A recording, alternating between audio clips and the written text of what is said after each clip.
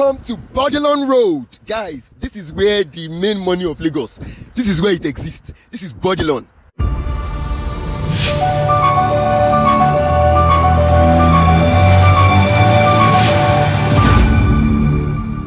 On this episode of Why It Is Called on Niger Street Names, we travel through colonial legacies, power, and modern luxuries to answer that question. It's a road that holds so much power and it reaches back to colonial rulings. So who is Bourdillon? The street is named after Sir Bernard Henry Bourdillon, 1883 to 1948. He served as governor of Uganda between 1932 to 1935, before becoming Nigeria's governor between 1st November 1935 to 1st July 1943. He was born in Tasmania, educated at Oxford, entered the Indian Civil Service, and later transferred to colonial administrative roles in Africa. In Nigeria, Bourdillon was actually known for pushing African participation in provincial government, reorganizing the colonial structure, and trying to bring gradual change instead of a top-down rule. You ask, why is the street now named after him? In colonial Lagos, many roads were actually named after the colonial officials. Bourdillon actually succeeded Sir Donald Cameron. We'll get to Cameron in another video.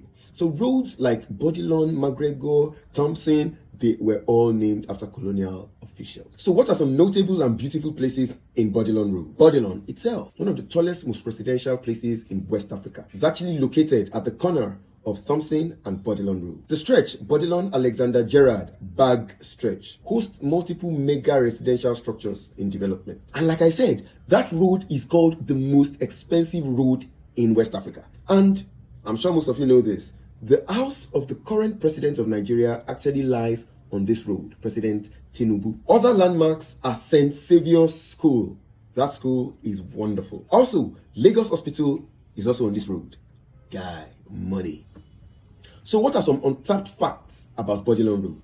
Bourdillon's reforms were moderate. He believed in giving Africans more administrative roles, but still within the colonial framework. That actually placed him between conservative colonial rule and more progressive policy. His push for better roads in Lagos and Ikoyi actually led to a swift development of Bourdillon. The name persists, even though many Nigerians question whether we should continue to honor these colonial masters. But the presence of Bourdillon Road today actually shows both power and memory. The road's luxury and exclusivity actually contrasts sharply with the vicinities around Bourdillon. In fact, it has been said that to a degree, some beggars have been found around that area, apples and oranges. So, who actually named it Bourdillon?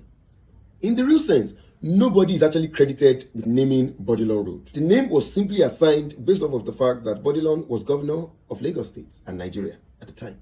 Bourdillon's Akava papers are actually held in the UK, where one can go through what he did in Africa during his time. So, next time you drive around that very expensive road, remember that you're not just remembering the road for its luxury and exclusivity, you're also remembering a very powerful colonial ruler.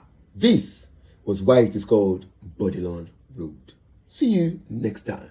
Don't forget to subscribe, share, follow, and turn on the notification bell. Niger Street Names, always bringing you the history of Nigerian roads.